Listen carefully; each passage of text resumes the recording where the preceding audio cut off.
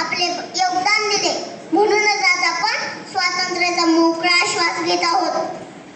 अरे, हे स्वातंत्र्य मिळवण्यासाठी आपल्या देशभक्तांना काही कमी अडचणी आल्या असतात का? पण अडचणींवर मात करून यश मिळवणारेच खरे हिरो असतात. आज जर का आपण मागे येऊन पाहिलं तर एक भयंकर प्रश्न पडतोय की आपण या स्वातंत्र्याचं नक्की केलंय तरी काय? आजचा नौजवान, आजची युवा पिढी त्या 5 इंचाच्या मोबाईलच्या आणि टीव्हीच्या स्क्रीनच्या पिंजऱ्यात इतक्या अडकले की ज्या हाताने आपल्या पूर्वजांनी